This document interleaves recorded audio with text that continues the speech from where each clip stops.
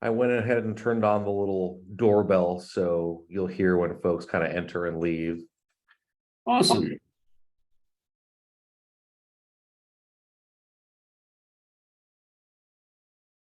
Since nobody's here yet. The reason that I do that is because, and this happens every time, once we get a couple weeks into the program, there's a couple folks that kind of realize the flow of things and when we do our accountability. And so I feel like some folks like to hop on about 15 minutes late kind of regularly to have to avoid the accountability check-in. So I turned it that happens today. Yeah, that's funny. That's funny.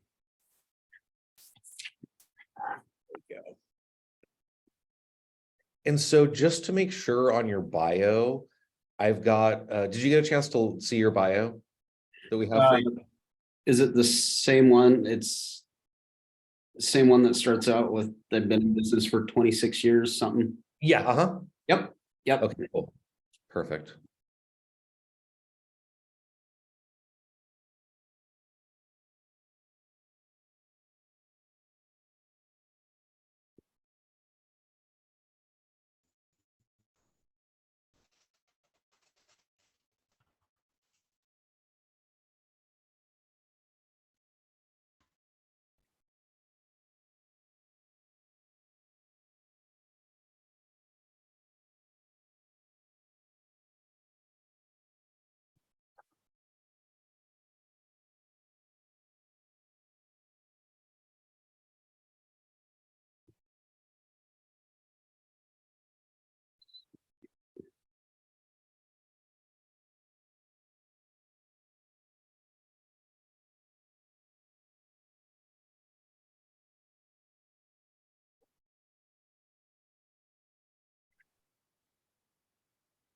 And then I usually wait till about 2 or 3 after to kind of get rocking and rolling. So kind of just hang out for a second.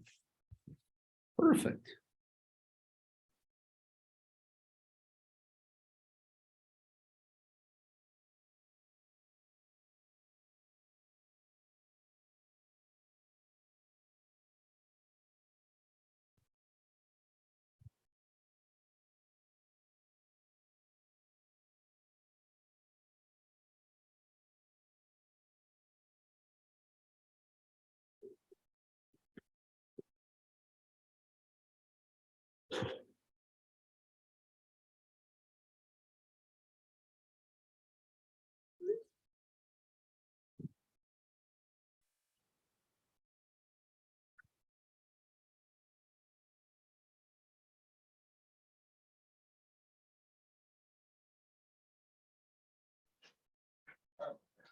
Yeah, it's that time.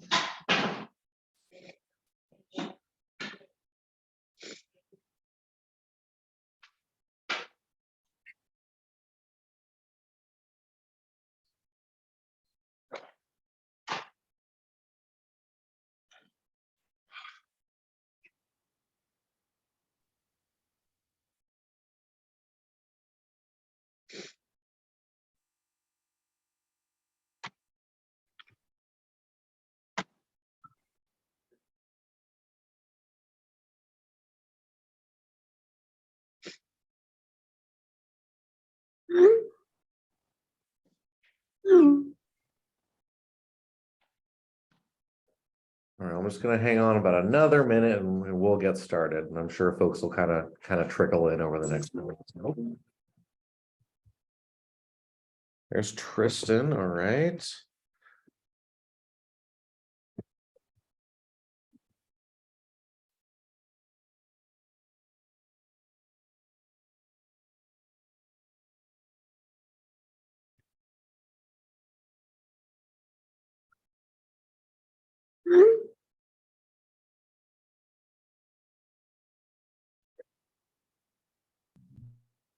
Hey, Tristan, did you get my calendar invite for the goal setting?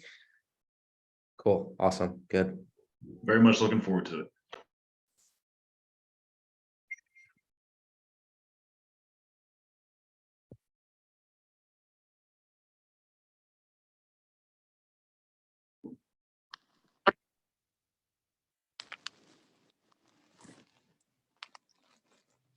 Hey there, Carly. Nice to have you joining us for Ignite today. Hello. I'm teaching next week, so I wanted to see how you do it.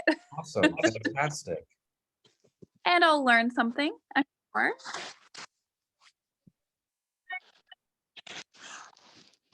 And then I'm sorry, iPhone, can you remind me who you are? Is that Marissa? This iPhone?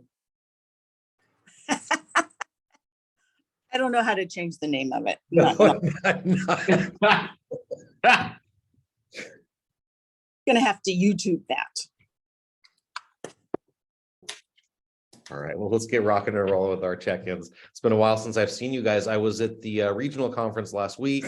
And so I think it was Mara that was here most of the week checking in with everybody. So it's good to see a bunch of you. Emily, we'll start with you. How are things going in your business?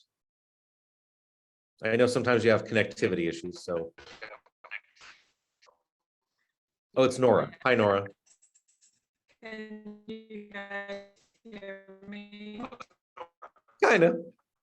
Can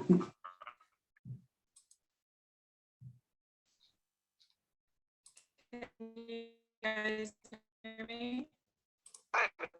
Kind of. I can make out what you're saying.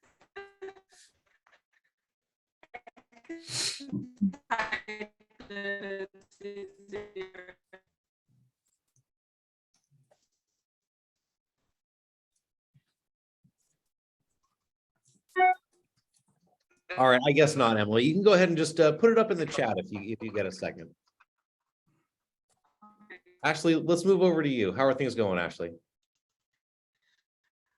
Going good. I just did the technology training this morning. Great. She's still trying to talk.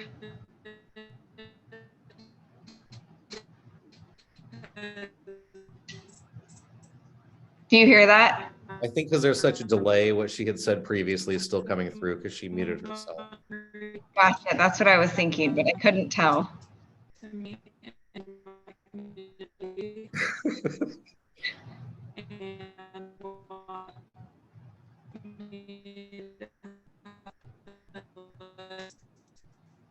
It's okay. We'll just make do. How's it going, Ashley? Good. I did the technology training earlier and learned how to start the opportunities, and that I should be starting those opportunities even though I'm not like at the point of like listing the property yet. So I'm going to do that this afternoon. I didn't have time between getting off of that training and getting onto this one with everything else I had to do crammed in between. But after I get off of this, to get those two opportunities in there, even though they're not like a immediate right this second.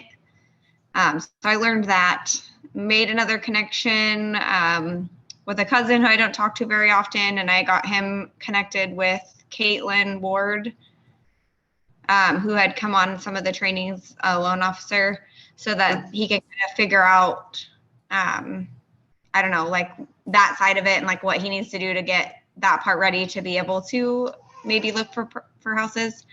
So I made that connection, and then just several other smaller, just reaching out to people. Hold on just a second. Emily, I see what you put up in the chat there. That's great. Thank you so much for sharing. That's fantastic. Sorry. That's all right. She just learned to climb on stuff, so she was climbing and got stuck. But yeah, so far just the two people that I know will be buying and selling. I'm going to get started on as like an opportunity in the command, and I hadn't done that. And then waiting to hear back from my cousin after he talks to Caitlin, and that will be today sometime, I believe, between 2 and 4. He said was his like best time. So I figured that I would follow up with him like tomorrow. Yeah, fantastic. That's great to hear. Well, let me know if anything comes up and his needs arise. Okay. How about you? How's it going over there?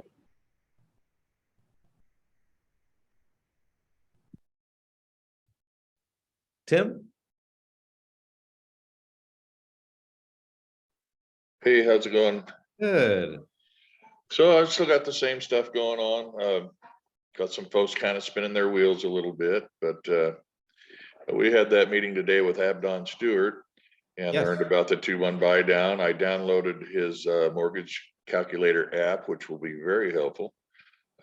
Works pretty cool. I already sent myself an email, an example of it. So that's a wonderful tool. And anyways, we're just leaning forward till we get there. Awesome. Thank you. Yeah. And Tristan, how about you? Slowly but surely moving. I'll be talking to another buddy today from the military. I'll be talking to him and his wife, and just working on getting my name out there. I've been working on some drip campaigns and some stuff on MailChimp too, trying to get a newsletter out. And so just trying to navigate those to hopefully get some brand recognition out there. And I'm talking to my title officer about getting some addresses and names so I can start farming a couple neighborhoods I've been looking at. So that's kind of what I'm. Yeah, fantastic. Thanks for sharing. Miss Melissa Gimby, you have anything you'd like to share with us today? What's up, Home Skillet? I know you're just down the hall. I have a listing appointment tomorrow, so Dana and I are going to go and do that. So I'm very excited. Awesome. Well, good luck. And door knocking, and I found it was a Facebook ad, like you can buy this thing, and I was like, I'm not going to buy that, but I can make it.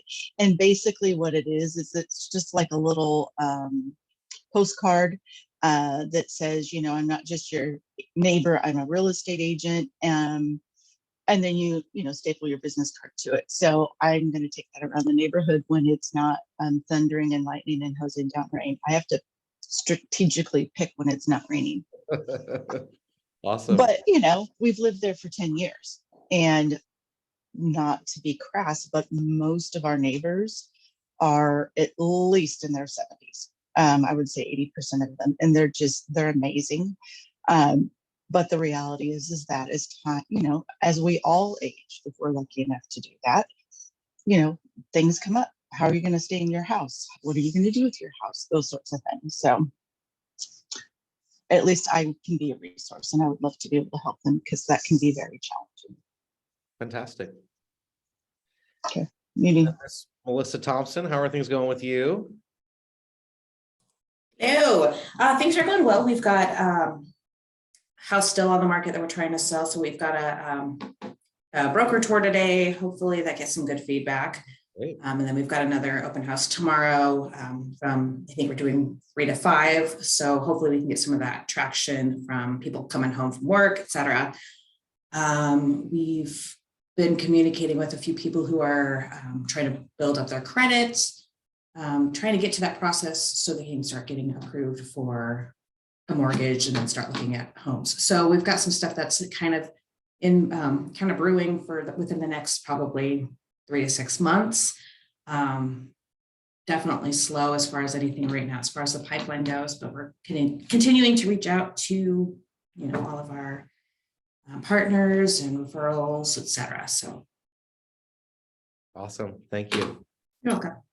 Hey, Nora, are you in a position where you can share with us today?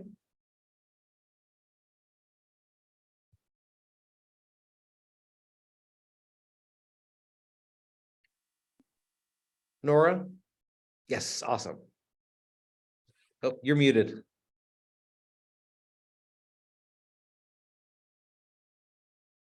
All right, well, be safe while you're driving. I think I'm picking up on what you're saying. All right. And then Shane, how's it going with you?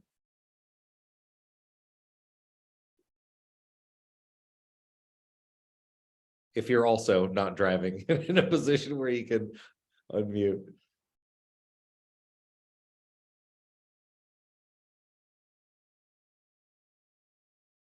All right, I'll give you one more sec. All right, that's all right. Let's move on. So I am extremely pleased to introduce our instructor today, our new team leader up in the Salem Market Center. We're really lucky to have him here, Jameson Albrecht. Jameson is a third-generation realtor. He has 26 years of experience in the real estate industry.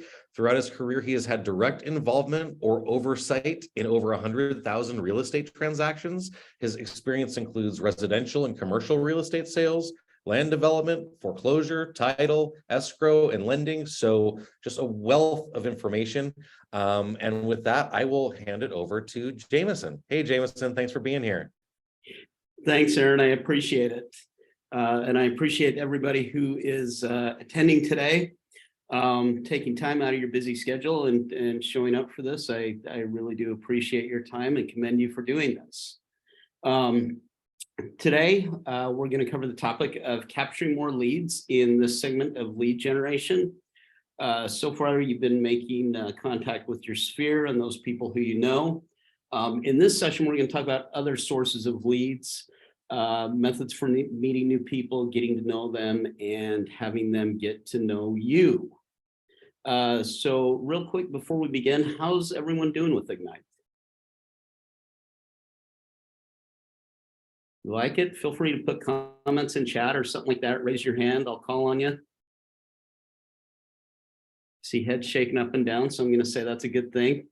You know, through this phase and actually throughout your real estate career, keep this in mind. It's not about perfection. It's about progress, right? Like we're all working every day to make progress in our careers. Is everyone meeting with accountability partners, and how's that going?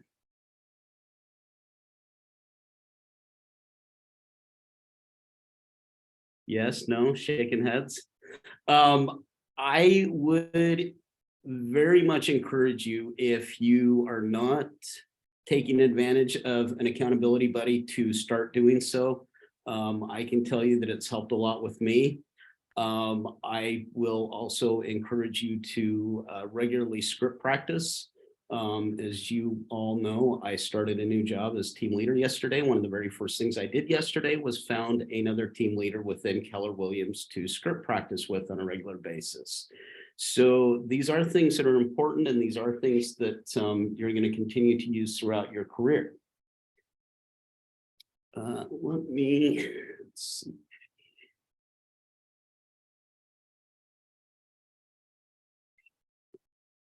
Can everyone see my screen?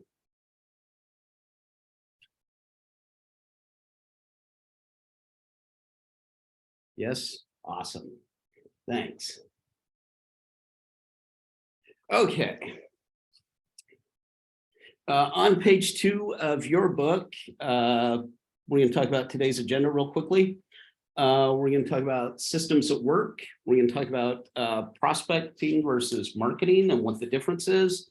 Goldmine of referrals, more lead sources, the importance of capturing every lead, and then we'll have some recap. So start thinking, you know, as you're thinking about things that you're expecting to learn today, do me a favor. You can either put them in the chat or, again, raise your hand. This should be an open forum. There are no dumb questions, and I am excited to help all of you.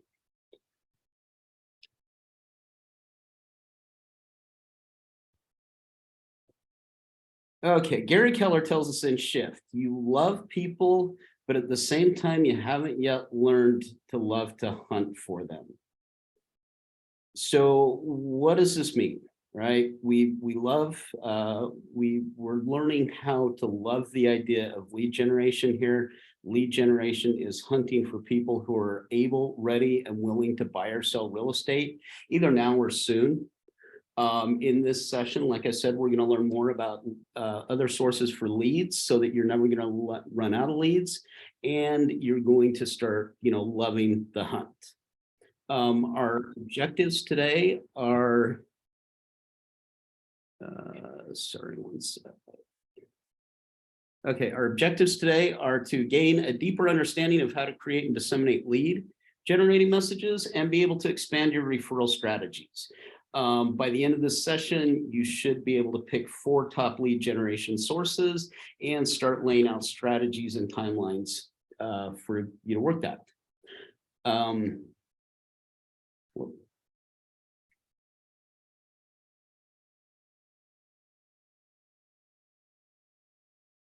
Okay, we say all along that Keller Williams is built on models and systems. So naturally, like everything else in Keller, there's a simple system for capturing more leads, and it's a system that you're going to find works. Gary Keller tells us that our number one job is to find ways to get in the path of motivated buyers and sellers. It's always smart to be reminded of our number one job as real estate agents. It's lead generation.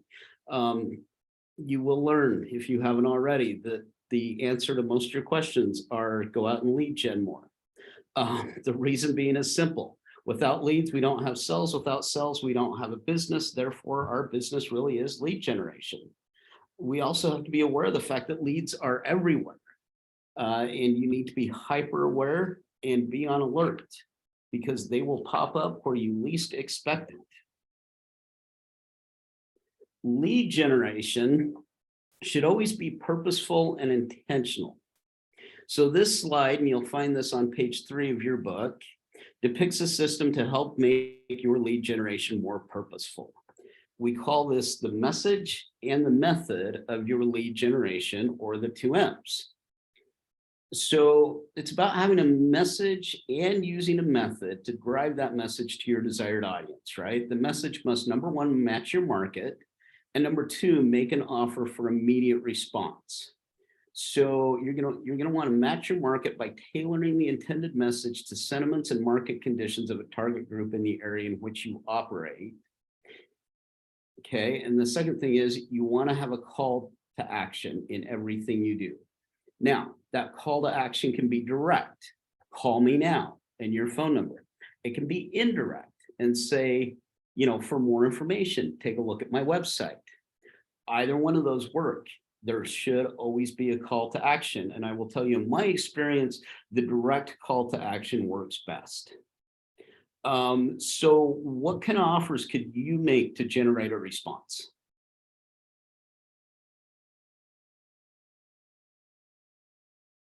Anyone want to volunteer? Market value, do a home search or, what their home's worth or something like that.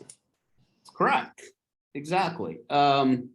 Something like, do you know what prices of homes in our neighborhood are doing? Call, text, or visit my website to learn more information. Or you can say, an awesome house just came on the market. If you're looking for a home in this neighborhood, call me right away. Right? Yes, Emily, I love it. Call me if you'd like to know the current value of your home. Yep. These are all great messages. Now let's discuss method. Okay, there's 2 primary methods of getting your message out to your target group.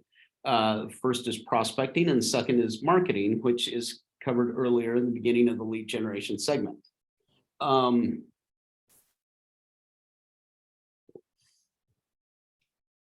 right.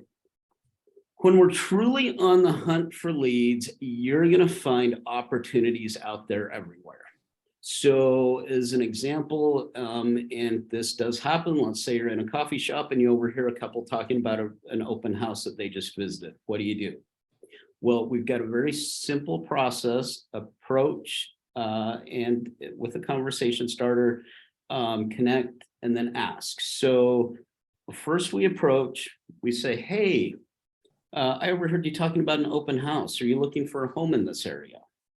Then we connect with an individual that builds rapport and trust. One of the best ways to build rapport is with questions and looking for opportunities to be of service. So you say something like, I've got a list of all the homes for sale in this area. I'd love to connect with you so you can stay informed of what comes on market. And let the conversation kind of roll from there. When it's appropriate, you ask to meet with them and you ask to set the appointment. Remember, they're not going to ask you to set an appointment, right? You have to ask them to set the appointment. One of the other pieces of advice that I'll give you when you're building rapport is and only do this if you are familiar with the market. If you've got stats available that you can rattle off the top of your head, the average consumer will consider you an expert once you've rattled off 6 statistics. So I always keep in mind, average and median home sale prices. How close to, list price or home selling, how many days on market, different things like that. And if you can quickly rattle off some stats for people, you'll immediately be considered a market expert and it will immediately build rapport. The other tip here is this. Don't forget the Ford script. Does everyone know the Ford script? Kind of. I Kind of. always forget what the O is. Occupation. There it is. Family, occupation. What is it? Recreation and dreams. Yep. Dreams. That's what it is. Yep. And I will tell you, this is a script that I use all the time. It's the easiest script in the world. I even in my CRM, people that I've dealt with, that I've talked to multiple times, I have FORD laid out in my CRM. And every time I talk to them, I add notes to the family part, the occupation part, the recreation part, and the dream part. It's a really easy script, number one. Number two, for those in our SOI that we know really well, and we all know these people who you get on the phone with, and next thing you know, an hour's gone by. It's just easy to kill time with. That's not always practical when we're prospecting. And so one of the things that I will do when I'm on calls like that is I'll set a timer on my phone. So after about 1.5 minutes of them, telling me about their family or whatever, I'll jump in and switch gears to occupation, switch it, right? And that way I keep the conversation to about 10 minutes or less, and I'm able to continue moving on with my day and, doing the things that I need to do. What ahas does anyone have?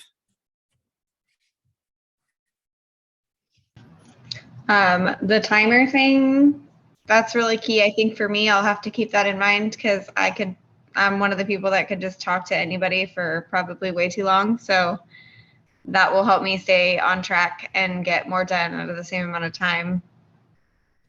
Yep, exactly. Perfect. Anything else?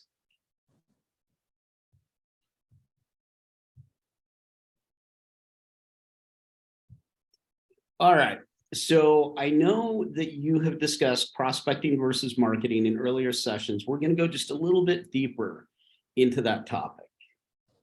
Lead generation is a contact sport with simple rules. It means making contact with people through prospecting and marketing.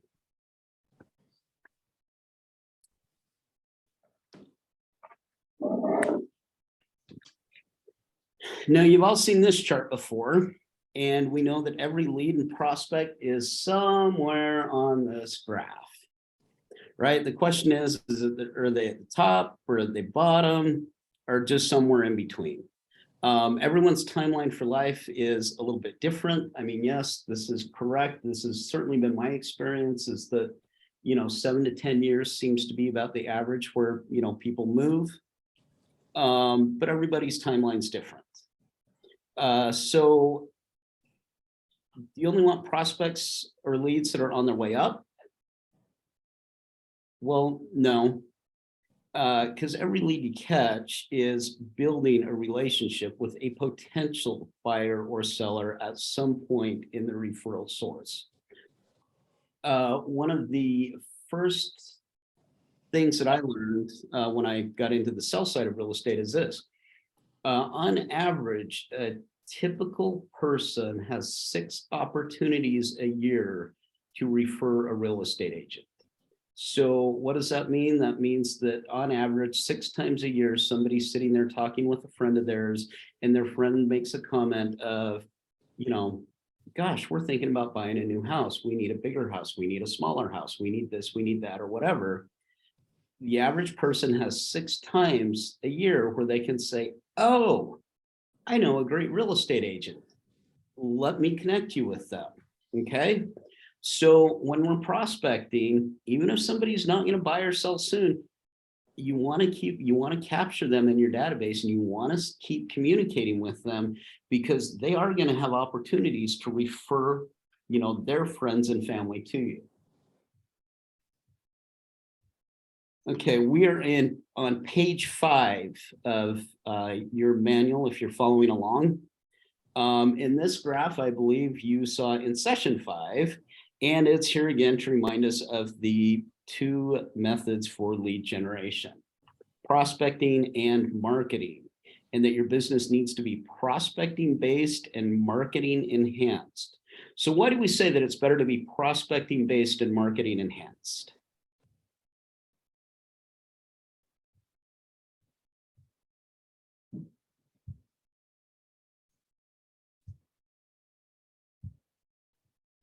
Give you some clues that there's some hints on the graph. I'm sorry, what was the question? Why do we say that we should be prospecting based and marketing enhanced? Because marketing costs a lot of money. Correct. Prospecting is essentially free. I mean, it requires your time, and I'm not saying your time has no value, because everyone's time has a lot of value. However, it doesn't take anything out of pocket, right? We can all pick up the phone, we can all go door knock. It doesn't cost us any money, it just costs us time. Marketing costs money, and marketing is more of a long game, okay? It's more of a wait and see. Prospecting, number one, it can build you business now, and it will build you a business that will thrive in a down market, right? So our last 2 sessions, you talked about open houses and social media. Prospecting helps support awareness and lead generation around your open house. And social media is unique because it's a prospecting tool and a marketing tool.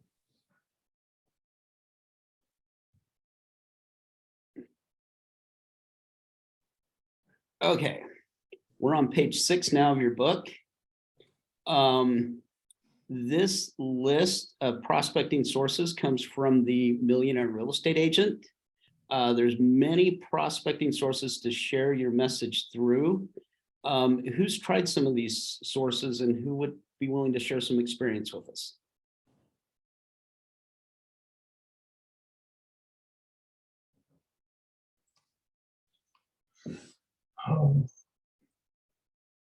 I got a for sale by owner. Nice. Yeah, my first listing was a for sale by owner. Awesome. Way to go. Way to go. What's missing from this list? Your SOI? Is that? Yeah, I mean that, yeah, it is. There's one other thing missing from this list.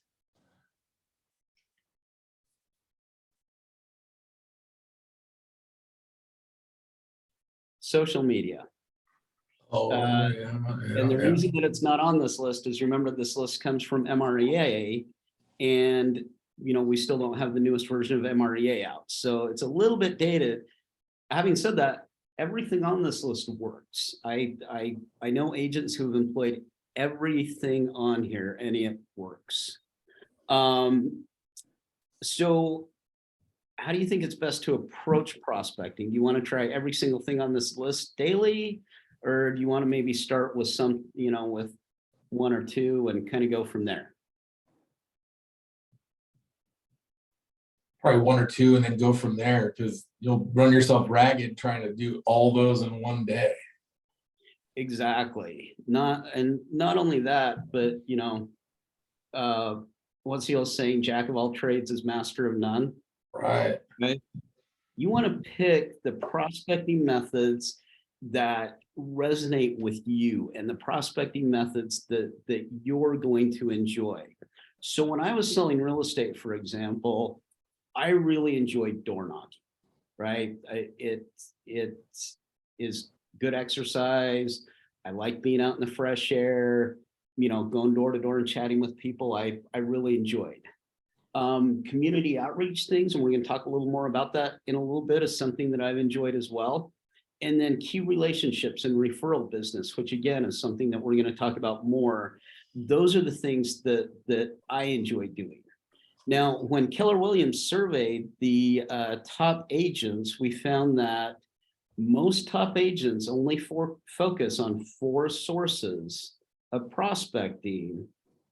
And keep in mind that your SOI is number one. So I just told you, I like to door knock, community outreach, and key relationships. And my SOI, those were my 4 prospecting methods that I used. Okay. And remember, your SOI is your most important asset. So like we talked about, the SOI is where we want to go next. Maybe take a minute and look at your book and go through this list and circle, 3 or 4 things that you're interested in learning more about, or methods that you're interested in using in the future.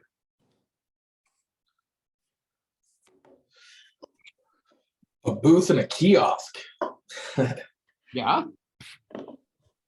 I went to the home show a couple of weeks ago, and I saw a couple real estate kiosks. One from even Keller Williams, Eugene Springfield, Debo's. I think their team was doing one, and there was another one. I forget the other one, but so it's still being done. Pretty expensive though at the home show. Oh yeah. Yeah, you can, I mean, some of the stuff that we'll talk about today, and we will talk about, there's things to where you can spend a lot of money, and then areas where no, you can do things pretty reasonably priced. There's also, you can kind of piggyback on others, and we'll talk about that a little bit also. Okay, now let's talk really quick about marketing. So like I said, this session, we really are talking about prospecting, but let's just quickly read through this list of types of marketing that you've got. You've got, so online and offline are now kind of our 2 standards. And on offline, you're talking, radio, TV, newspapers, vehicle signs, bus stops, magazine, billboards, yellow pages. Does anyone use a phone book anymore? What's a phone book? Yeah, exactly. Or moving vans, right? So those are our offline. Then we've got online stuff. You've got pay-per-click, SEO, social media portals. You've got broadcasts, so radio, TV, live social media, blogs, direct mail, postcard special events, just sold, just listed, quarterly market updates. You've got, promotional items and swag, public relations. Public relations, I will tell you, it's really hard to get free press. And then of course you've got sponsorships. You can go out and sponsor whatever you want. All this stuff costs money, right? And I think it's pretty easy to see that marketing, if we were to build a business relying on marketing, we would have to put a lot of money into it in the beginning, right? And it does take longer to see results. I know a couple of people who have built businesses that way, and they've been successful. They've also, like I said, started out with an awful lot of money. The caveat to this is here at KW, we've got Command. And Command does offer an easy way and a fairly economical way to set up Facebook advertising. You can learn more about this at answers.kw.com. Search Ignite Reference Guide. And then you can also go to KW Connect and look at the process there as well. I will tell you that in my business, I've used Command Facebook ads and found success. And I know other agents within Keller Williams that have found success. So it is something worth looking at. However, I will say this, any of these marketing costs that we're talking about right now, you need to pair them with some form of prospecting. And when we talk about farming, I'll kind of give you some examples of things that I did when I was farming a geographic area, both in Las Vegas and then one in Salt Lake, where I combined marketing and prospecting. So we will talk about that just a little bit more. And look, now we get to a slide, prospecting and marketing, talking about farming. So there's, a lot of sources, like I said, where we pair both prospecting and marketing. Open houses, like I said, we'll talk about geographic farming in a few slides. We're also going to talk about some seminars, events, and referrals. Who's done an open house, and tell me what your favorite prospecting method is for open houses? Dude, they were slow. I've done several. They were all pretty slow, to be honest. So Yeah. How many? I did get one decent lead though. So I mean, it wasn't a total bust, but Oh, yeah, open houses. I've gotten a lot of really good leads from open houses in the past. I will say my very most successful open house I ever had is I was setting up my signs. There was a couple following me, right? Like in their car, and I drive to the next corner and I get out and start setting my signs up, and here comes this pickup truck, and they'd sit right behind me and wait for me to set my signs up. And they followed me to this house. And I mean, I couldn't get the house open quick enough for them, right? Let alone get in and turn on the lights and, get everything set up. And they sat there. I had a lender with me at my open house, and this couple sat there for the entire 2 hours. They met with my lender, they got pre-qualified, and we had an offer submitted by the end of the open house. hell yeah. Yeah. Unfortunately, there was a competing offer that was slightly better. However, I still got the buyer, right? Like I took them down the street and we bought another house. So that was absolutely my most successful open house story ever. So open houses are successful and they're great things to do. And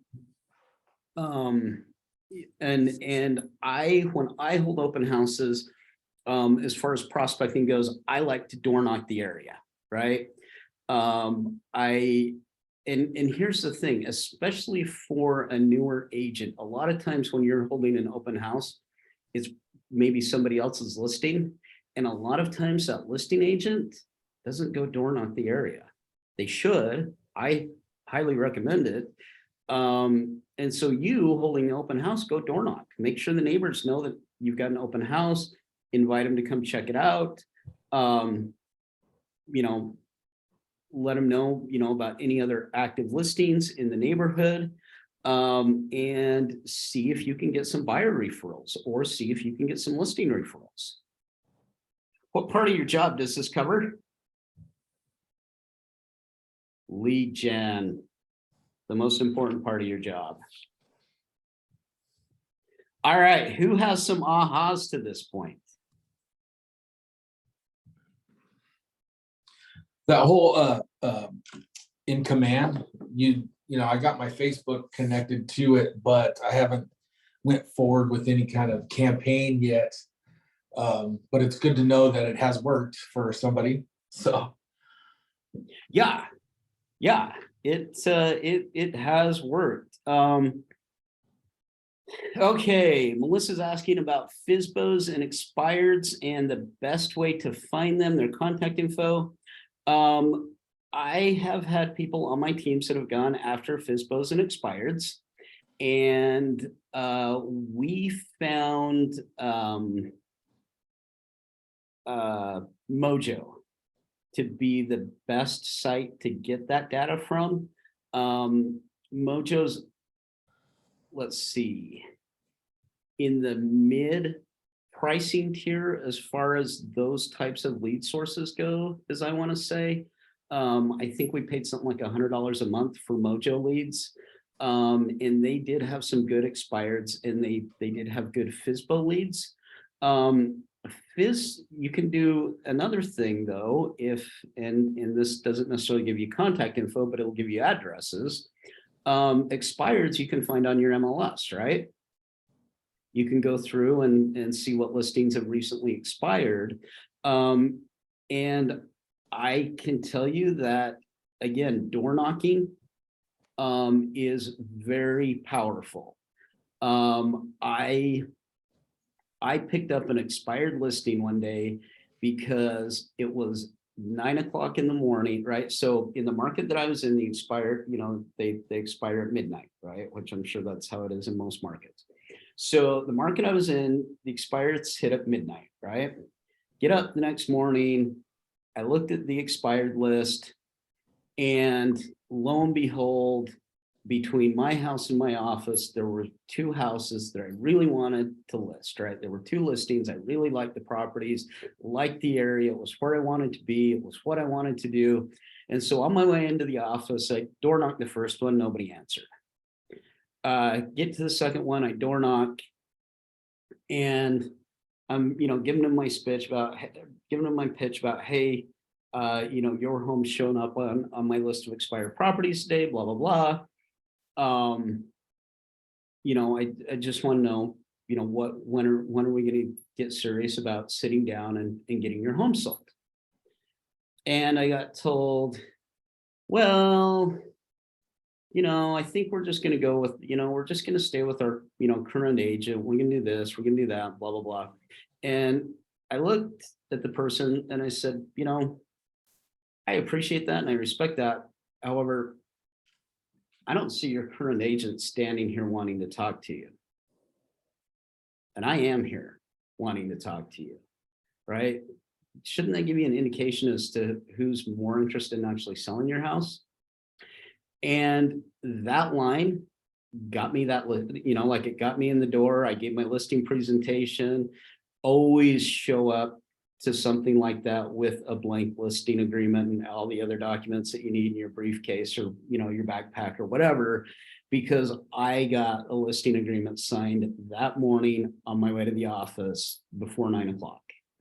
So again, door knocking is almost always my favorite. That makes all your prospecting calls that much easier because you're super excited. So you're gonna call all your 10 phone calls and just be ecstatic. So that carries over.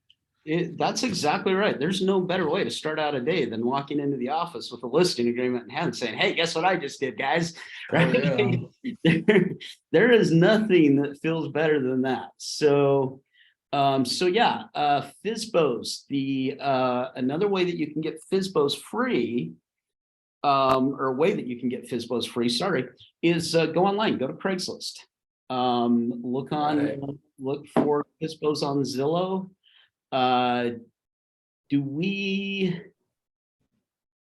Is Craigslist what's used most here as far as online classifieds, or is there a different website? Yeah. Okay. So look at FSBOs online. Look around your neighborhood for FSBOs. I missed out on a deal in my neighborhood. I was driving to the office one morning and I saw a FSBO sign. I thought, I'm going to stop on my way home because I had some other stuff going. I thought, I'm going to stop and knock on their door on my way home. That afternoon, there was somebody else's sign in the front yard. I should have stopped that morning. Right? So if you see a FSBO, pull over, right? Pull over, get out and go talk to them, because really, here's what happens to people. They go out and they put their house on market and they think it's going to be the easiest thing in the world. And then people start calling, buyers start calling and asking them questions, and realtors start calling and bugging the heck out of them. And they get really frustrated really quickly. Okay. And that's just kind of that is, the part about our job that you really have to be cognizant of is sellers particularly get really frustrated with, those damn buyers that want to walk through our house again. And you're sitting there thinking, well, gosh, they're going to spend $600,000 on this house. I'd want to see it more than once myself, right? You probably saw the house more than once before you bought it.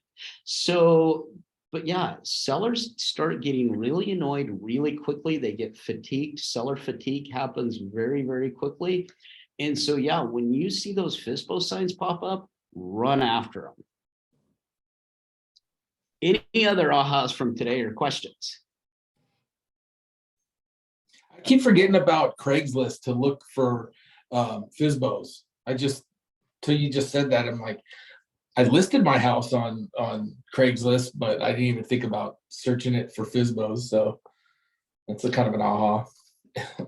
I'm with you there, Gary. Yeah. You know, one of the things you can do there also is look for rental properties that have been on for a long time. So if you look at Zillow on rentals, it will tell you how long that rental has been listed. Look for rentals that have been on market for 30, 45 days. Yeah. Contact the seller. And, you know, hey, you know, looks like you've been trying to unsuccessfully rent this house for a while. What if we listed it? You know, maybe we could find a buyer quicker than you could find a renter. And you'll find if it's a new landlord, you know, they get really excited about being a landlord. A lot of times if they only have 1 or 2 rentals, a year or 2 later, you know, the first tenant moves out and whatever, and all of a sudden they realize, oh wait, this is work. This tenant just moved out, and you know, they didn't take as good a care of the property as I wanted them to, and now I gotta, you know, come in and fix some things, and then I gotta, you know, turn around and find a new tenant. There's opportunity there also. Any other ahas?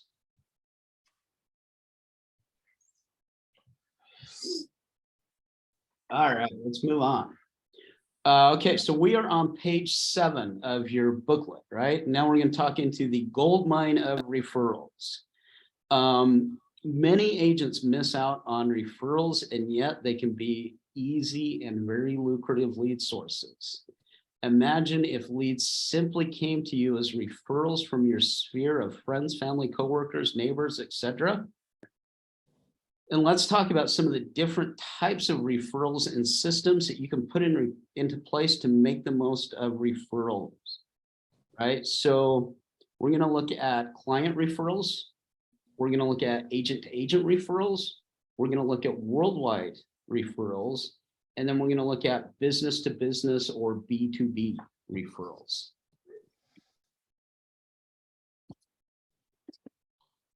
So as I mentioned earlier, top agents rely on their sphere of clients as their greatest source of referrals. That's why when I was talking earlier, and I said that you should pick 4 prospecting methods, one is always SOI.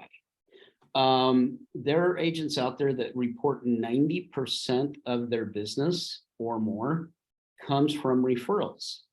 I can give you an example of a friend of mine. He's retired now. His name's Gary Judd. He's an agent from Salt Lake City. Gary would walk into the office at about 8 o'clock, and he'd pick up the phone and he'd start calling his friends and family.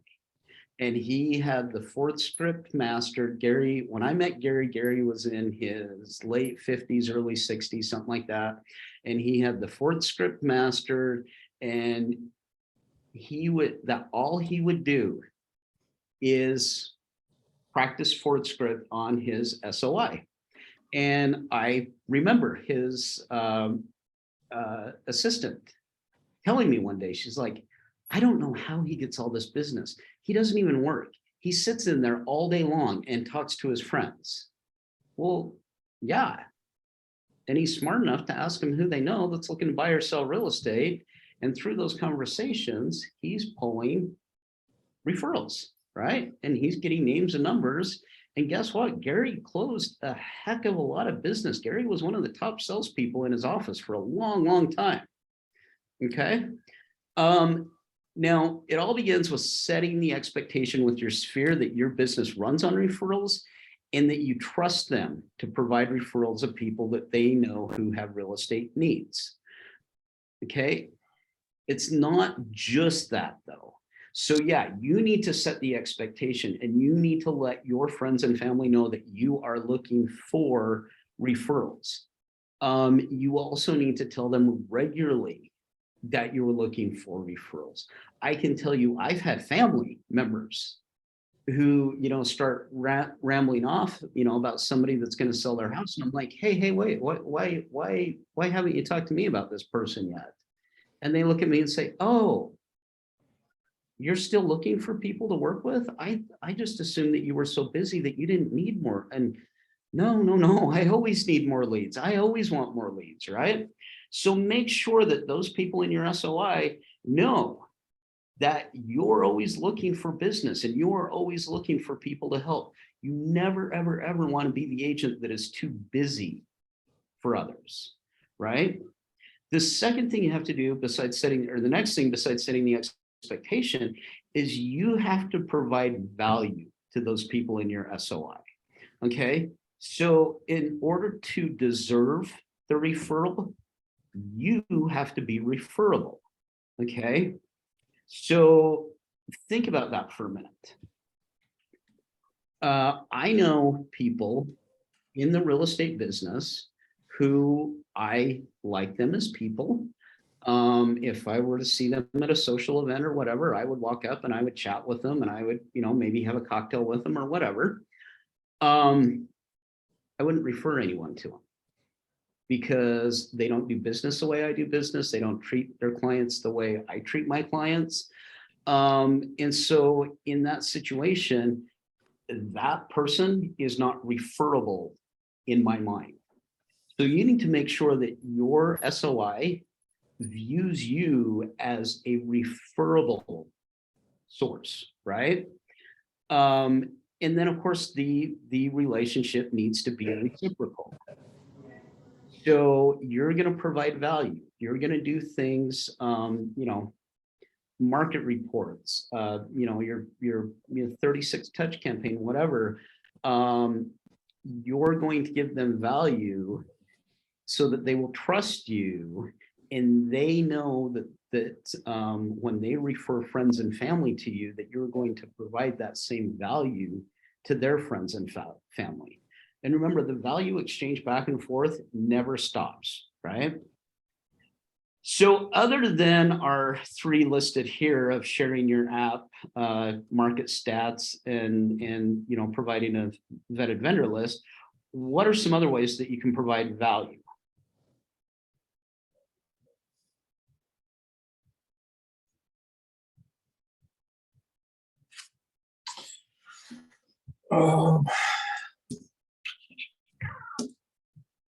I know that for us, my team, one of the ways that I'm specific in being able to provide some form of value is I have a past mortgage experience of like 20 years of mortgage lending, so I know exactly how that whole process works. So that is one way that we can definitely add additional value for our clients. Yeah. So you're offering an elevated service there, right? Like you're offering something that others aren't. Another thing to do is be a problem solver, right? I can tell you, and it's taken a while to get to this point. However, I can tell you there's a lot of people out there that if they have a real estate problem, I'm the first person they call. So be a problem solver. And one of the most, yes, Emily's put in the chat. One way to provide value would be to share about community events or new amenities to the area. Yes, absolutely, right? Again, and that's offering an elevated service. Like joke of the day. What's that? I said I'll provide joke of the day for my. Yep. And actually, I mean, what you just said there is the last point I'm going to make is be a human being, right? Mm-hmm. We talk about leads and we talk about contacts, and sometimes we forget they're people, right? I had somebody back in September, I went to Built How, and somebody on stage said, stop calling them internet leads and start calling them people. Stop calling them units and start calling them homes, right? So be caring, be supportive. Make them know that you are their friend who is also a realtor. Because that will go a long way. It's really, really, really important to remember that over 99% of the people that you are going to deal with will never spend more money on any other asset than their home, right? There's, you know, the Jeff Bezos of the world and, you know, Elon Musk and, you know, Chris Suarez of the world, right? Like there are these people who have these, you know, phenomenal businesses where they make enormous business investments, but the majority of people out there, their single largest asset is their home.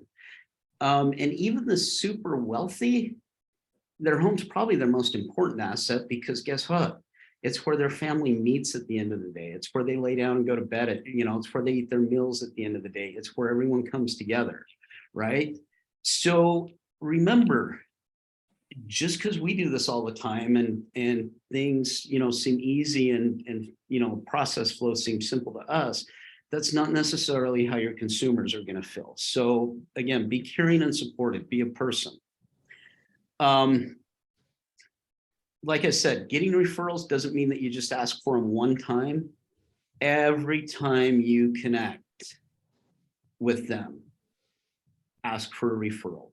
Make sure, you know, like if you're using the Ford script, for example, it's really easy to ask for referrals because at some point as you're asking people about their lives, they're going to turn around and ask you how things are going with you, you know?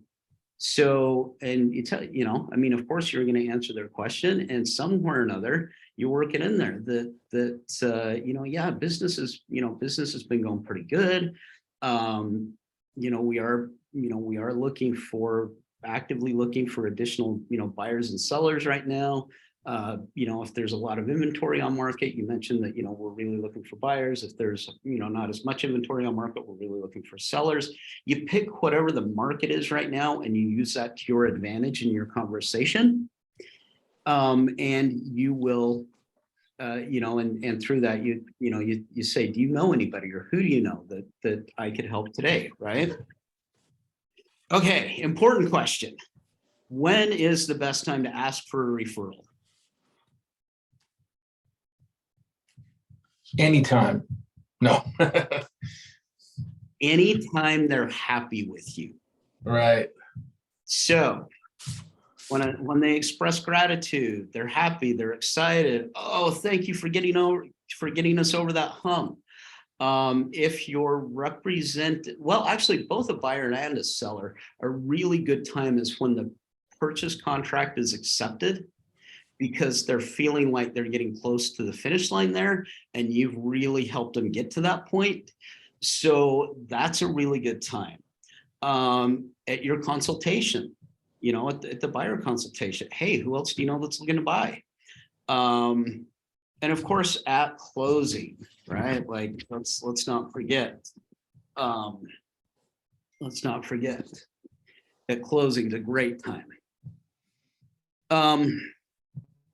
So I've got a few sample. There's a few sample conversation starters in your participant guide, right? As far as how you can go about asking for referrals. My goal by the end of this transaction is for you to be so thrilled that you'll tell everyone about me. Who do you know that would like an experience like you've had? If I have provided a stellar experience, it would be the greatest gift if you'd refer me to friends, family, and coworkers, so I may provide them with the same experience. How do you guys feel about those scripts? You like them? Reword it into my own verbiage, but yeah, it's good. Are these things that you feel comfortable saying? Yeah. I mean, I absolutely understand that you need to practice them and yeah, work it, you know, make it your own. Be careful not to make it too much of your own. In other words, some of the scripts that you'll learn have, you know, embedded commands or, you know, subtle ways of saying, you know, call me or whatever. Don't take those out. But if you have to change a word here or there or whatever, you know, it doesn't meet with your vocabulary. I'm trying to remember when I first got involved with Keller Williams, there was a word that was in almost every script that I just could not get out of my mouth. And for the life of me, I don't remember what it is, but if there's something like that, yeah, absolutely make some changes. The next thing, when we get referrals, it doesn't matter if the referral turns into business or not. You need to reward the behavior for providing the referral, right? Give them a gift card for coffee. At a bare minimum, reach out to them and send them a thank you card and just simply let them know that you appreciate their help, right? If you start out a conversation with, hey, could you help me with something? Not only will you immediately have their attention, you're going to have them in a yes, I want to help kind of mood. It's just human nature when you say, hey, when a friend or somebody comes to you and says, hey, will you help me with something? It's human nature to want to say yes, right? I mean, when somebody asks you for help, and don't you want to say yes? A lot of agents track the people who provide referrals, marking them in their database, and continuing to reward them throughout the relationship. Some agents, I've known quite a few top agents that hold big special events for their top referral sources. And that's something, that again, the Keller model is always lead with revenue in other words, make the money before you start spending it. So that's something that you're, want to do later in your career. If you can learn more about gaining client referrals, or you can learn more by viewing the session called Fill Your Funnel with Client Referrals in the series called No Ceiling, Level Up Your Lead Generation and that's available on Connect.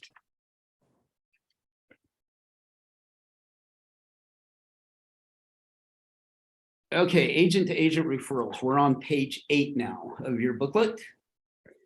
So client referrals can come to agents as well. Okay, Melissa, I'm sorry, I do not have that link, but I will get it to you. Let me make a note.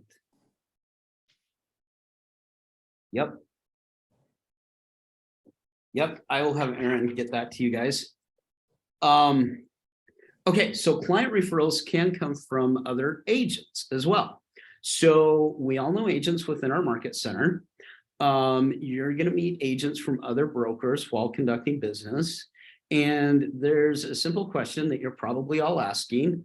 Why would another agent want to refer a buyer or seller to me, right? Can anyone give me any reasons as to why somebody else might refer business to you? If they're not in that area, they're not in your area or state, or if they're not a market expert in your neighborhood, I don't know, maybe. Yeah, these are all great reasons. So let's say there's an agent in your market center, and this doesn't happen very often. However, it does happen, but let's say there's an agent in your market center who just focuses on listings. And there are agents who will do that. They feel like buyers take too much time, and they will refer their buyer leads out to other agents. Maybe an agent, like you said, is outside of your area. So let's say, for example, we've got an established agent here in Salem who lives in Salem and focuses on Salem, and somebody out in Lincoln City wants to list their house, and the agent here in Salem's like, I'm not going to drive out to Lincoln City. Like, that's too far of a drive for a listing. They might refer that out. Yes, language barrier. That's a great one. Let's say I have a friend, Sherry in Las Vegas, Sherry Holthouse. Sherry's average sales price is probably it was 1.4 million in 2020. So it's probably more like 1.6, 1.7 million today. And she does about $25 to $30 million a year servicing luxury listings. She used to refer all of her measly little, $600,000-$700,000 deal, like the stuff she didn't want, right, out to others. Now her son's an agent, so she refers, all of her small stuff to her son. But again, that's an agent, somebody who's really hyper-focused on a niche. And if it doesn't fall within, their niche, they don't want it. And then, of course, there's the obvious, an agent's not licensed in the area. I've done a lot of referral business this way, and we're going to talk about this in a little further in a bit. But yeah, you know, people relocate from state to state all the time. You know, agent in California lists the house. Somebody's moving to Oregon. The agent in California can't sell them a house here, so the agent in California finds an agent here to refer them to, right? So you're going to want to make sure that you stay top of mind with agents so that they think of you first when they need to refer. Keep in mind that you're competing with other agents within your market for their attention, and you should be constantly thinking of creative ways to stand out and be different and be remembered. There are a lot of agents who build their business on agent referrals. And you can too with the system, right? Yes, Emily, so Emily's asking in the chat, can agent to agent referrals work when they aren't from the same brokerage? And yes, they can. It does not have to be within KW, it can be outside of KW. So when an agent refers a client to you, you agree to pay them a certain percentage of the commission and vice versa. Right? Like if you refer a client to another agent, they agree to pay you the percentage, you know, a certain percentage back. And it's a win-win here because the client wins, first of all, right? Because they're, you know, they've got an agent in their new location. You win because you just picked up a client, and the other agent wins because you're going to pay that other agent a referral fee, right?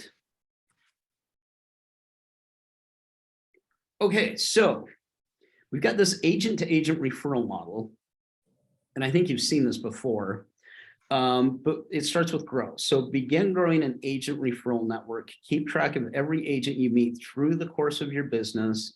Reach out to agents in other cities and states, especially from locations where people are moving from, right? So how do we do that?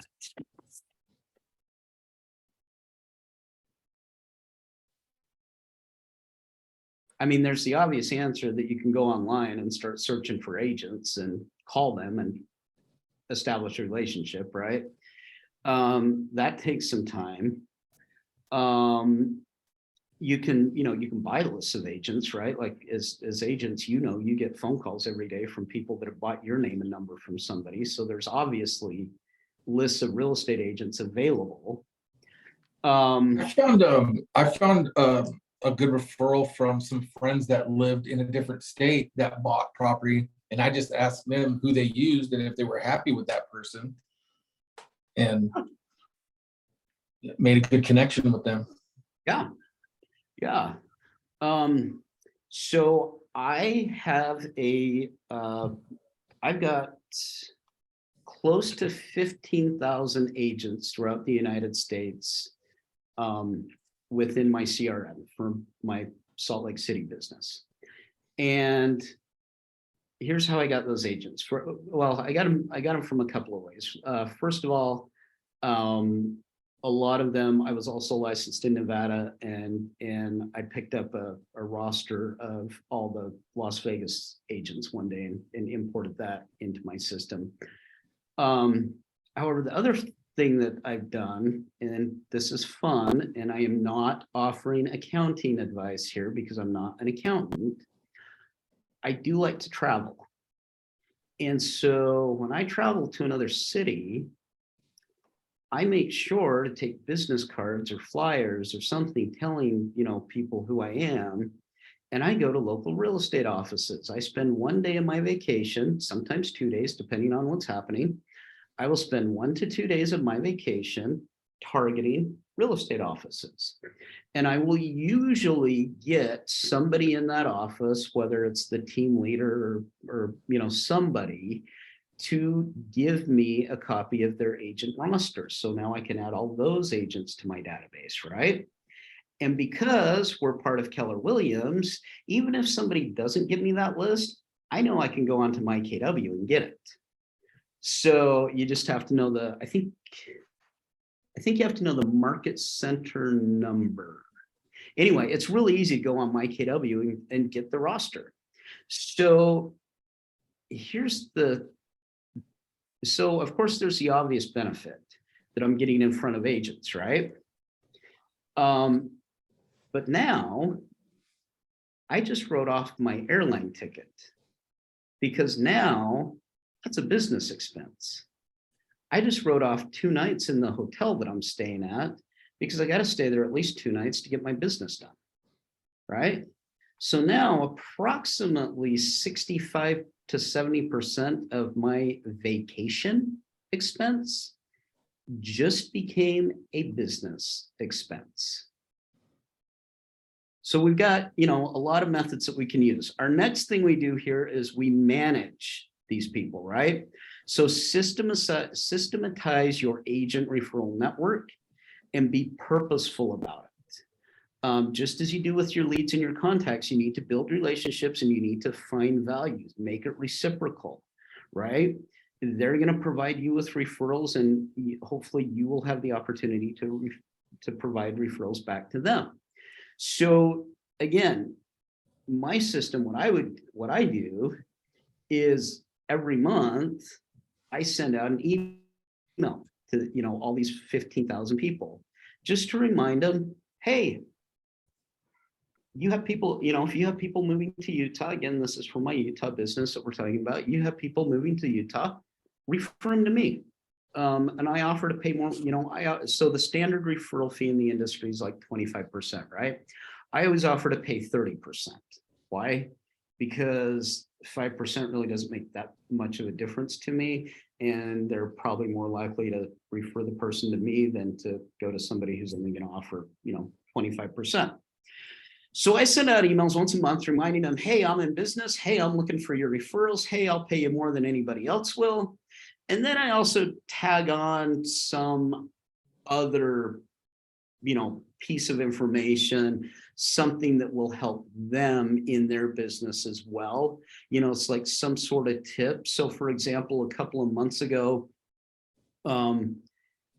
if you go to the USPS.com, the Postal Service's website, they have a service called Informed Delivery. Now, keep in mind, everybody who buys a house also buys a mailbox, right? So all the people that we're dealing with have mailboxes. The USPS Informed Delivery website sends an email to you every morning and shows you photos of what's going to show up in your mailbox that day. It's super convenient because now you don't have to go get the mail every day to know what's in it. And people love that tip, right? Like it's just a basic tip, just something that I kind of accidentally found one day. And I added that to one of my tips in my monthly news or my monthly emails that go out to other agents. And I had huge response, right? So find something to add value. Tell them a little bit about your market, right? What are prices doing? Are things on the way up? Are things on the way down? What's our inventory doing? Stuff like that. Other agents are interested in what's happening here just for the standpoint that they're interested. I get emails all the time. Oh, your market's crazy like ours, or oh, this is happening in our, right? Like I get responses. I will send out these emails to 15,000 agents. I'll bet you I get 25 responses a month. And most of the time they're not referrals. Most of the time they're thanking me for staying in touch with, stuff like that. And then, the 2 or 3, the one, I average 1.5 referrals a month from that method, right? From that prospecting tool, which is certainly worth it, right? So the 1 or 2 emails that I get that are actual leads, yeah, I jump on those and love them, right? And then, like I said, I'm getting like 20 something other responses every month of people thanking me and telling me that they appreciate my keeping in touch with them. Last, we're going to maintain these relationships, right? You want to keep your network up to date. You want to stay in communication with your network partners, and you want to track your referrals going out and coming in.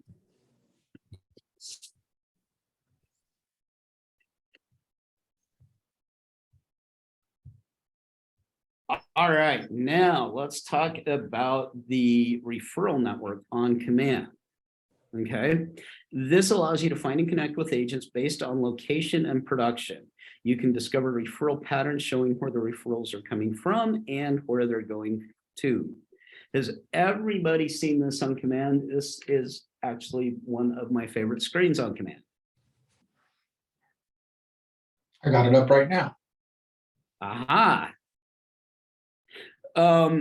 One of the nice things about Command is you can easily track referrals given or received, all the way up to them getting closed and getting paid. So in this scenario, yeah, they don't have to be a KW to refer people in and out. However, when they are, it is helpful to use Command. Other great source. So where else can we find? Does anyone know where else we can find migration patterns?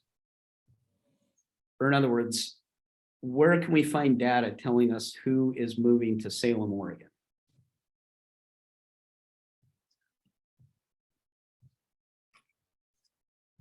The census website, maybe? I don't know. Yes, the US Census, and keep in mind that we just had a census a couple of years ago, tracks domestic migration. Okay, so you can go to their website, and it's not difficult to find. You do have to scroll through some data, but you can go to their website and you can find a list of our counties or the counties that you want to service, and you can find where people are moving from into this county, and you can find people or you can find out where people are moving to from this county. Right? The IRS tracks migration by using addresses and address changes from individual tax returns. Most of the time that's fairly accurate. Again, you know, every now and again you end up with some people who domicile in different states for tax reasons. So it's not 100%, though it is a pretty good source. All right, let's talk about worldwide referrals. This one's kind of cool. Don't know if you know this or not, but as of the beginning of this year, Keller Williams has a presence in over 50 regions throughout the world, obviously including US and Canada. Worldwide agents can be referral sources as well, right? So be open to the possibility of leads from anywhere in the world, especially now with all the relocation that's going on and all the stuff that's happening. I mean, people are really looking globally now. We don't so much live in a world where people just kind of stay in their own community like they used to. Think about connections that you may have outside of the country or friends or family have outside of the country. So for example, let's say that you have a client that decides they want to sell their home here and move to Puerto Rico to retire. Instead of leaving your client high and dry, look up KW agents in Puerto Rico, right? It's a win-win for you, the client, and the other agent, just like we talked about before. Again, this also, you know, I write off my international travel same way. Though lately we haven't been doing that much international travel, but that's a whole nother conversation. Okay, now let's talk about business to business referral or B2B business. I'm sure you've all done this, but I'm just going to ask real quick. Who has referred out things like a hairdresser, barber, dentist, doctor, veterinarian, an insurance agent, an auto repair shop, an accountant, financial planner, handyman, plumber, electrician, gardener, landscaper, right? Has anybody referred somebody like that out to one of their friends and or received a referral like that, right? So you're referring your acquaintances to businesses that you have known to come to respect and trust. Now, like I was saying before, this is where you have to be referable, because I don't know about you, but I'm not going to tell my buddy about the barber that screwed my hair up, right? Or I'm not gonna tell, my friend about the, dentist who didn't numb my tooth right and, caused all sorts of pain in my mouth, right? Or I might tell him about him, but not in the sort of way that the dentist wants to be talked about. So again, this is a reciprocal type business, and you need to develop relationships with business owners and managers of your favorite business and discuss how to help each other. So as an example, you refer clients to their business, they refer client, their stuff back to you. A handyman, for example,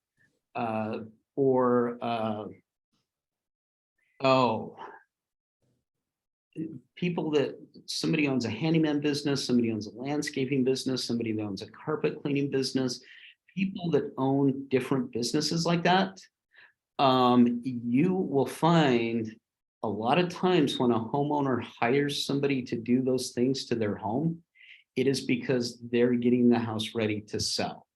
So a friend of mine in Salt Lake, his name's Joe Black. He's a Keller Williams agent, and the reason that he got into real estate is because he also owns a carpet shampooing company. I can't think of, like, a rug doctor kind of guy.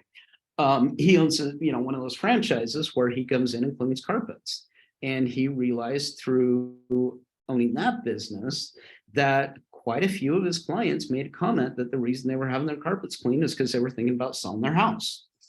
So there are definitely opportunities like that exist as far as business to business referral sources. Let's talk real quickly. What are some other good business owners that you could talk to get referrals?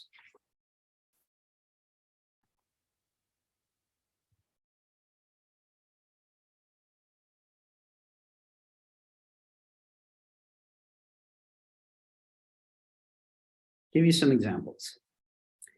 When are people thinking about moving?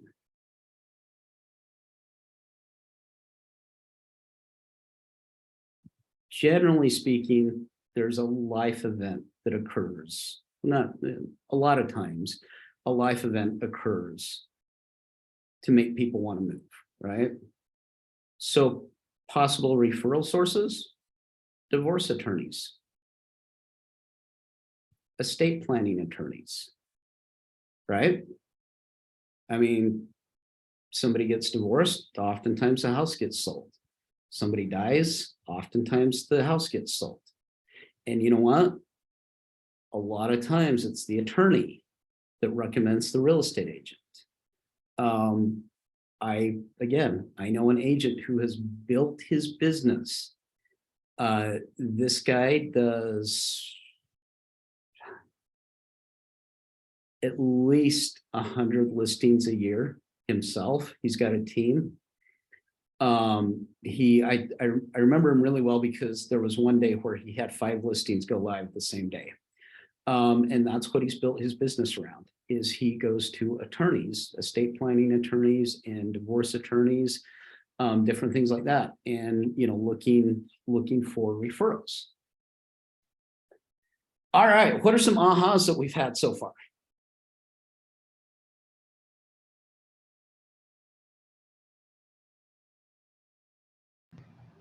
I wouldn't have thought about the estate planning and the divorce attorney as like a lead source or referral. So that was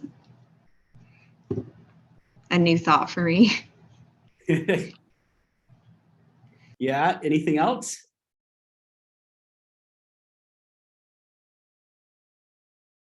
Yeah, like I said, once you start getting out there into the world and letting people know that you're a real estate agent, you're going to find referral sources all over. All right, let's talk about more sources. Let's get into geographic farming. I'm now on page 10 of your book.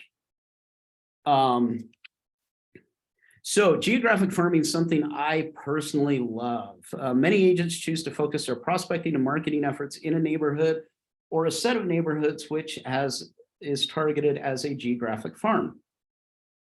So is everyone familiar with that website Nextdoor? A geographic farm is similar in that you're sending a targeted message within a neighborhood, right? So when you choose to farm a neighborhood, you need to remember that this is more of a long game, right? You're not necessarily going to get immediate results. And you need to be very committed to working that space for at least a year. Okay. Now, that doesn't mean you aren't going to get any deals in that year, right? If you're out there prospecting and you're out there door knocking, you're going to get into business. I promise you. Choosing a farm involves some consideration. So you're going to want to look at the number of houses in the area. You're going to want to look at turnover rates. Those are things that generally your title company can help you out with.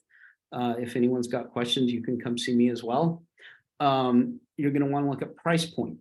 And you're going to want to look at what competing agents are in the area, right?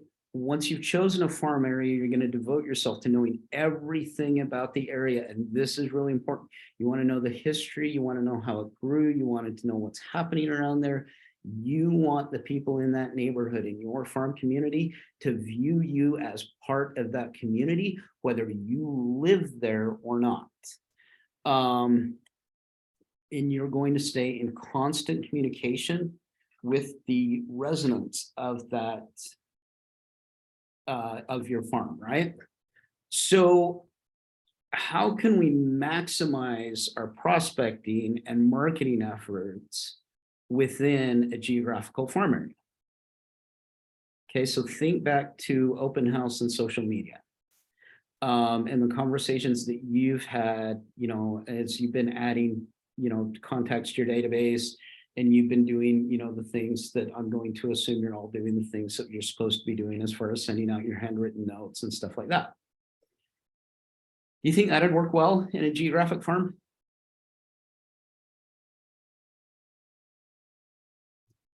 The answer is yes.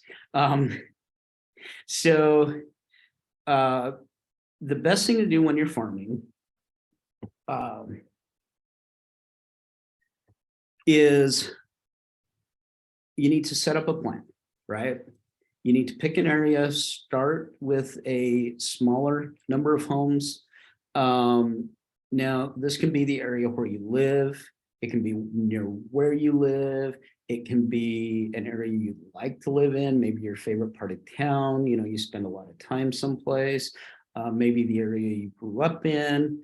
And remember that door knocking is absolutely the key to farming, right? So if you don't enjoy door knocking, farming may not be good for you, because you want to introduce yourself as a resourceful agent. So for example, the area that my Salt Lake City team farms is an area in Salt Lake called Holiday. And the script that we use when we door knock is, "Hi, my name's Jameson with Keller Williams. I'm the area expert for the Holiday," right? Start out by telling them that you're the area expert for their neighborhood. And it doesn't matter that everybody else in this office would love to work in Holiday, you know, whatever the area it is, that doesn't matter. You know, tell them that you're the area expert and be able to back it up, right? So when you're standing there door knocking, have a list of all the homes that are on market, all the homes that have recently sold, right? Because they are going to ask you, "Hey, did you see that house on Wilson sold for 700,000? And you're going to want to know, right? And a lot of times the information they tell you is not necessarily correct. So you're going to want to make sure that you have the correct information with you. And they're going to ask, you know, "Can you tell me what that sold for?" Something like that. So make sure that you've got the information, you know, make sure you've got information as to what's happening within the neighborhood. Don't be overly pushy. Come from contribution and always something of, you know, offer something of value. So information. Did you know homes in our neighborhood are selling in less than 30 days? Or did you see that home over on Wilson just sold for, you know, 700,000? Values are going up, right? make sure that you have vendor referrals, because a lot of times people will ask you. I've had people ask all the time, hey, you're a realtor. I need somebody to come paint my, do you know somebody that can paint the outside of my house? Well, yeah, I do. Let me get your name and number and I'll give it to them. Right? Always make sure that you pass the referral information off to somebody else, because you want to get credit for that with your referral partner. Have some, information like we talked about, information on the area, new construction, future construction, changes that are happening. If you can get a local vendor to offer some sort of discount, that is a great conversation, right? Or again, coming from contribution, this is something this time of year, I do all the time. You set up a neighborhood food drive or a Toys for Tots or something to, something charitable that helps others out, right? So we've got door knocking, charity drives. We talk about upcoming community events. And last but not least, when it comes to door knocking, let's keep safety in mind, okay? You may want to go, if you do not feel safe door knocking, don't do it. Take somebody else with you, take another agent with you if you can't find another agent, right? And normally it's pretty easy. I've door knocked in pairs a number of times, and it's pretty easy to find somebody else that wants to go out door knocking with you. If you can't find somebody that wants to go door knocking with you, call your lender, get your lender to go, because lenders will go prospect with you all the time. So yeah, any questions on geographic farming?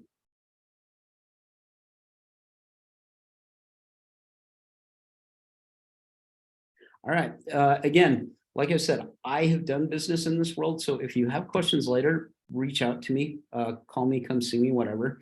I'm happy to help. Last two sources of leads that we're going to talk about are events and seminars. Okay. Now, I understand that you're new and you might not feel like you're prepared to host an event or to hold a seminar yet. I will encourage you to think about that, because you can get very, very lucrative leads from these things. Okay. So let's talk about what's the difference between an event and a seminar. Well, an event is a get together, right? It's more social. Successful agents become very creative when it comes to events. Events are meant to attract leads that don't necessarily relate to real estate. And some ideas, right? Like, I mean, I'm sure we've all seen the big events, some of the big teams spend quite a bit of money, doing a movie event, for example, when they invite everybody in their SOI to a movie and they book the entire theater. There's also things that you can do that are free, okay, or virtually free. A neighborhood park cleanup, for example, right? So in your neighborhood or an area that you're farming or whatever, you go around and you door knock or you call around or whatever, and you say, hey, on this day, we're going to go clean up the park, right? And you get as many people as you can to come help you. All you're having to do is supply them with garbage bags. It's a good idea to supply them with rubber gloves and bottled water. Well, again, you don't have to pay for this yourself, because you can talk to a lender, you can talk to, one of our other vendors, and you can get them to help out with some of the costs here, okay? Family front porch photos. This is a cute one, right? You set up dates and times, you come along, you bring your photographer with, photographer takes pictures, you get their phone number and their email address, and then they text and email the photo to them. And now you've got the person's name, address, email, phone number, right? A virtual game night for, those of you who are better with social media than I am.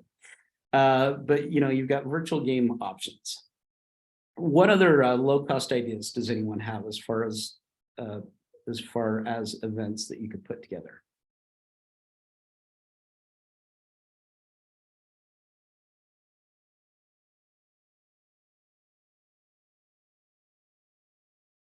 Anyone? All right, let's move on to seminars.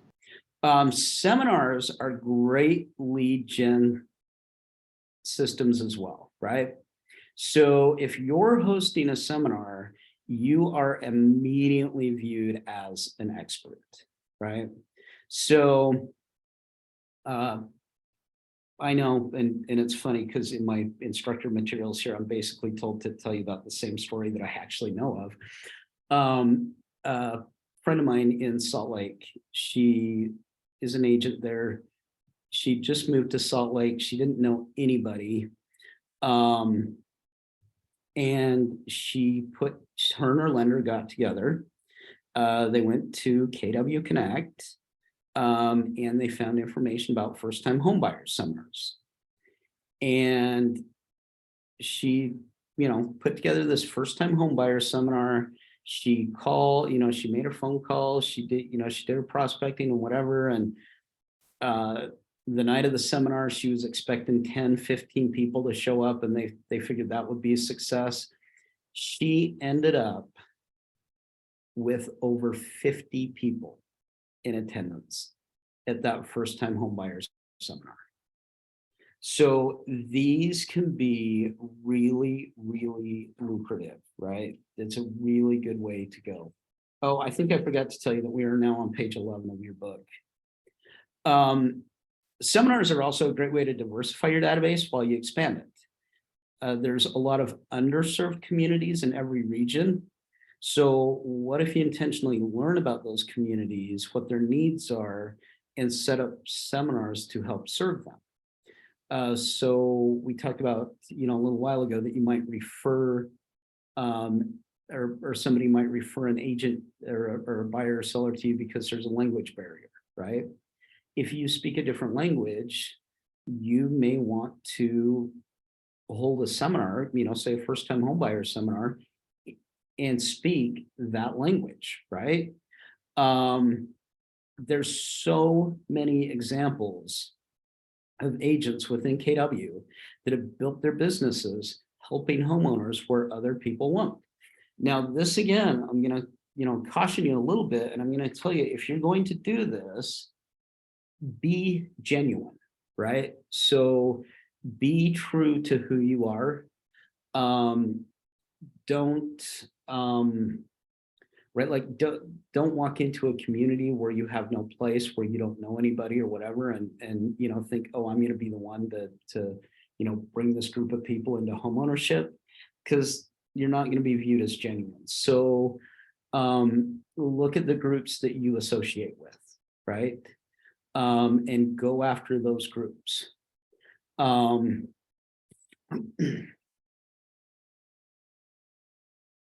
Okay, and remember, leads are everywhere, right? Like, don't discount anybody. You need to learn to love hunting for leads, because your business, and more importantly, your wallet, is going to thank you. Right? So again, we've got ideas up here: grocery store, coffee shop, repair shop, hair salon, dentist office, any place you go. A friend of mine has intentionally started taking Ubers because she's got this little script that she uses of, hey, how are you? And then she just like slowly starts talking, and before you know it, she's mentioning that she's a real estate agent, and you know, talking about the market a little bit, and before you know it, her Uber driver is giving her referrals. And so yeah, she takes Uber. She lives in Las Vegas, and she's the type, she goes out quite a bit, and yeah, her and her boyfriend take Ubers absolutely everywhere, so that she can use that as part of her prospecting. So literally everywhere you go, there are leads out there for you. What What are some ahas that we've had?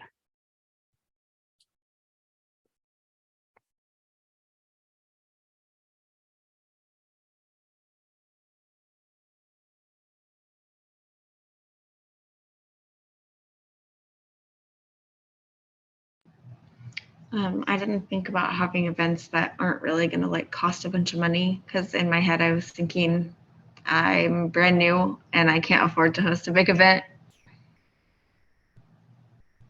Yeah. So Yep. those are good options to do without a lot of extra upfront. Yep. Exactly right. Yeah, there's a lot. And here's the other thing that you have to remember when you're new. You can't feel, you know, if even if your lender is willing to say, pay for the entire movie event, can you fill a movie theater? Maybe, maybe not. So, you know, things like a park cleanup or things like even, I mean, I have a friend in Salt Lake that does a weekly hiking. He just started a weekly hiking group. And every Wednesday afternoon they go hiking, right? And is it really an event? Well, not necessarily. He always makes sure that he talks about real estate and he does get leads out of it. So yeah, I would say it's an event, right?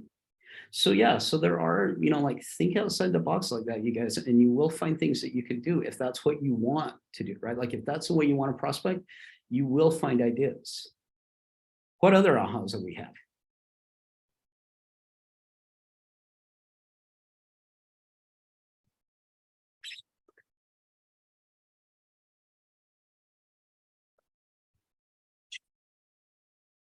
Nothing?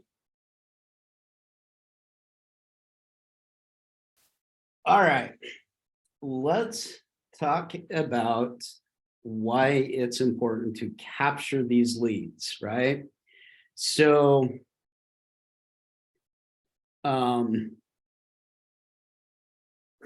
thanks, Emily. I appreciate the comment. Yeah, and you're right. It is exciting. And yes, leads are everywhere, and it is an exciting fact. So there's a couple of reasons that you really want to capture your contacts. Use Command. If you don't use Command, use some sort of a CRM. Stay in communication with these people. Set up, you know, some sort of an automated, you know, Command's got smart plans and whatever. Make sure that you get everybody on some sort of a smart plan so they hear from you on a regular basis. And number one, right, like I know that there's other sessions where you guys learn about this. And so I'm not gonna like dig deep into 36 touch and all that stuff. However, I'm gonna say this. Number one, they are gonna hear from you consistently, and that's important. Okay. Number two, and this is going to happen to you now while you're new, and it's oftentimes something that people have a hard time getting through. It is really easy to run out there and just door knock every day, or do whatever you know, make phone calls all day, every day, or do whatever you're going to do to generate leads. And all of a sudden you get into one deal, two deals. Maybe a friend of mine just closed, he closed 3 deals in September. And he's not likely to close another deal this year. And the reason being is because he worked so hard on those 3 leads in August and September, and he does not have a good database set up. He does not have a good system in place. And so he worked to close those 3 deals in September. Yeah, I had an awesome September. Now it's October, or now it's November, and he has no business still, right? He spent all of October trying to catch up and go back to the clients that he accidentally ignored during September because he was working so hard to get those folks closed. And those people from August have already gone with another real estate agent, right? So now and this is somebody who's been in the business for 3.5 years, right? Like he should know this. However, now here it is, November, like I said, we're in November now. And he's got no business because he's not staying in touch with those people, or he wasn't staying in touch with these people. So use your database, right? Like put people in there. The same agent that I'm talking to you about, I love him to death. And if he were here, I would absolutely be saying this to his face. He drives me insane because he takes a piece of paper and he scribbles down something, you know, he meets somebody and he scribbles down all their information on this piece of paper, and then he doesn't do anything with it. Right? He doesn't put it in command, and he knows that, like, he and I talk on a regular basis about the fact that this is, you know, this is an area where he struggles. Don't fall into this trap, right? You need your leads in a database, you need them organized. And you need to, you know, you need to stay in regular communication with them. So let's talk real quickly about the difference between leads and contacts. Who can tell me the difference between a lead and a contact?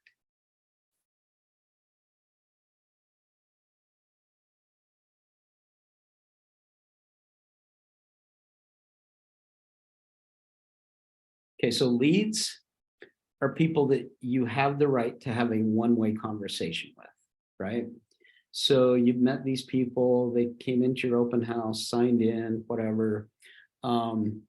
You're having a one-way conversation. You know, you put them in your database, you send them, you know, market updates, you send them, you know, whatever you want to send them, you send to them once a month or however often. That's a one-way conversation. Contacts are people that you have permission to have a two-way conversation with, right? In other words, you've established a value-based relationship here, right? They have reasons to want to talk to you, not just you wanting to talk to them, right? So our trick here is to turn our leads into contacts, right? Putting your leads in your database as soon as you can helps you keep track of them and stay in communication with them. That staying in communication with them is what turns them from a lead to a contact. And then there's additional help for adding leads to command, which again, you can get at answers.kw.com, or you can search through the Ignite materials that you have. Okay, last. And this will be, you know, your homework here. So, this is the final lesson for the lead generation segment of Ignite. Before we close this out, let's take some time and let's have you generate your personal lead generation plan, right? So why don't you spend a couple of minutes? I'm on page 12 of your booklet now. I want you all to spend a couple of minutes and just, you know, think over the aspects of lead generations that we've contacted or that we've covered. Look at this basic lead generation plan, and let's, you know, start making some notes as far as what your lead generation plan is going to be. Okay. You can use a check mark to indicate, you know, where you want to take action or what source or activity of lead generation you're interested in. Like we've said before, everybody should have an SOI.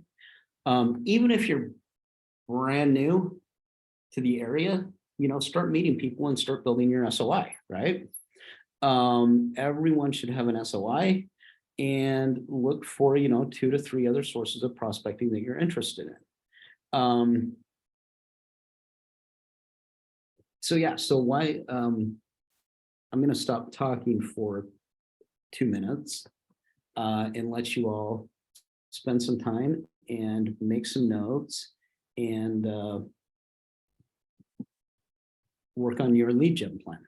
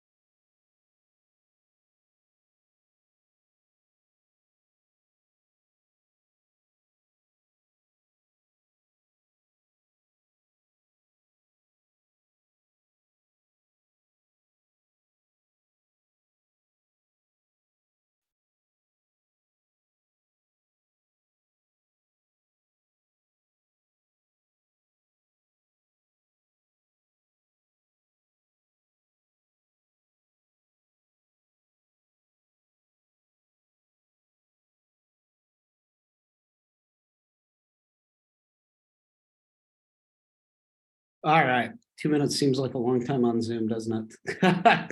As we wrap up our learning session, let's see if there's any ahas from what we've covered today.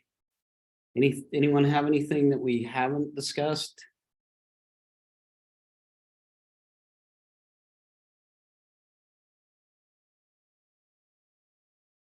I'll go over some of the topics we covered today. We talked about message and method, approach, connect, ask, prospecting versus marketing.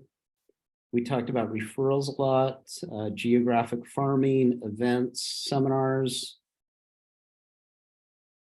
chasing expireds, exactly.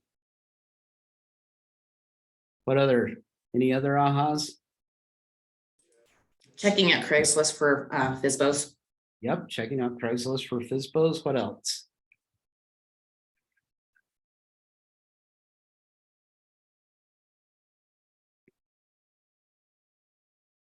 All right, so this is the last lead generation segment.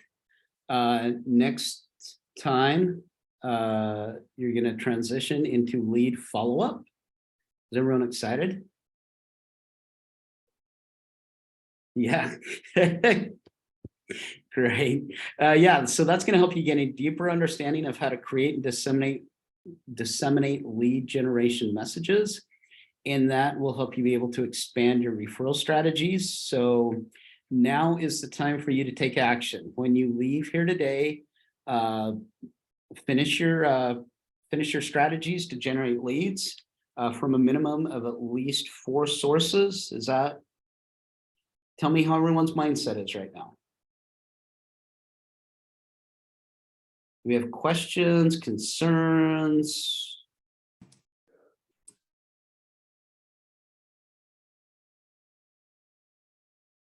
All right, so for the rest of the day, work on your lead gen plan, make a commitment to yourself and your accountability to act upon it.